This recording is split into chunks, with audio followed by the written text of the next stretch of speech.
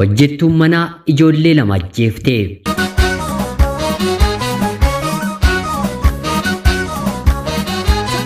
Guyyaa ashamaa akkam jirtu kabajamtootaa hordoftoota qophii Oromiyaa 24 nagaaf jaalalli tokkummaan bakka jirtan hundaatti hunda keessaniif yaa ta'u jecha odeeffannoo haaraa ammaan kana nu qaqqabe isiniif qabadheen dhiyaadheeraatii hanga xumura qophii kanaatti laayikii fi sheer akkanumallee namoonni chaanalii keenyaaf haaraa taatan sabskiraayib gochuun maatii keenya akka taatan kabajaan isin gaafachaa kallachumaan gara odeeffannoo kanaatti kan isiniin dabarsu ani gammachiista shoomeeti.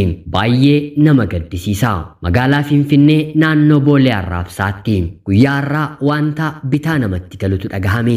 Kana duras dhiyooma kanatti Arsii Gada Basaasaatti gochaan sukkanneessaa akkanaa raawwateera.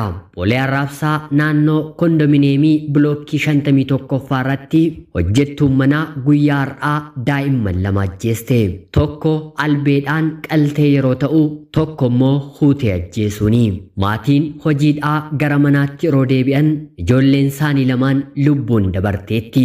Hojjettuun manaa kunis battaluma harka ishee poolisiif kennitee oltee isaan eegde. Haati hojiidhaa yeroo deebitu ijoolleen ishee lamaan du'aniiru.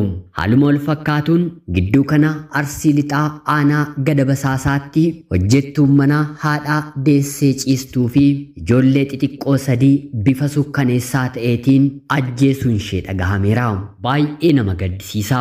Keessumaa ilmaan keessan hojjettuu keessanitti kennitanii hojii kan ooltaniitiif barnoota guddaa akka isiniif ta'u homaa shakkii tokkollee hin qabnu. Seexanni dhala namaa fayyadamee addunyaa kana wantoota keessummaa ta'an dhageessisuun akkuma itti fufetti jira.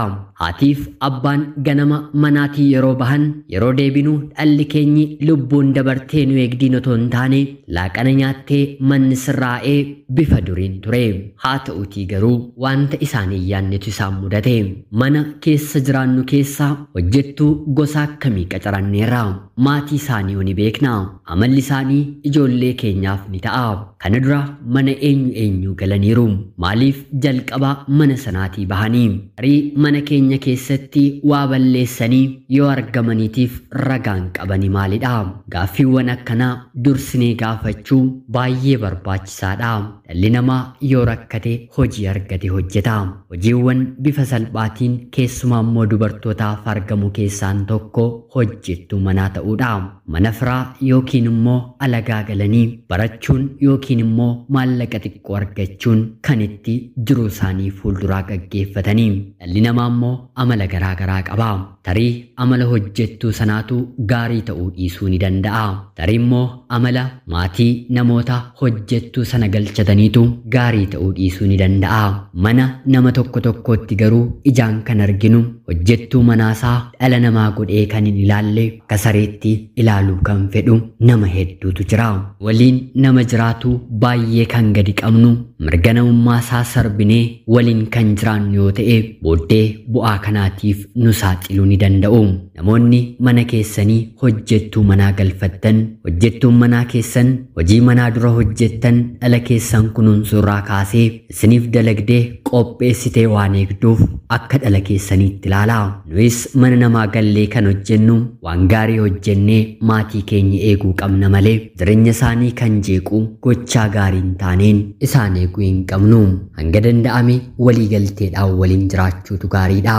Kana ta'uu baannaan garuu bifa kamiin iyyuu gochaa akkanaa keessatti kufuun eenyumaaf iyyuu fala hin ta'u.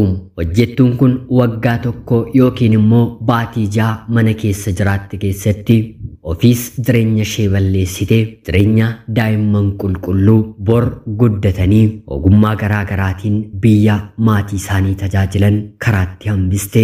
Manni suni yoo ta'uufii baate jijjiirrachuu yookiin immoo filannoo hojii gara biraa barbaaddachuu qabdi malee gochaa kana raawwachuun karaa kamiin iyyuu ni balaaleffatama. Duuwwan gaddaa hedduu guyyaa guyyaatiin biyya keenya keessatti ni dhageenya. Lubbuuwwan 100,000 guyyaatti biyya harcaa keessa jirra. Oduu akkanaa garuu kana duratti dhageenyee hin beeknu. Rabbi araara isaanuuf haa buusu. Lubbuu daa'imman kanaaf boqonnaa, maatii kanaaf immoo jajjabina hawwina. Yeroo gaarii.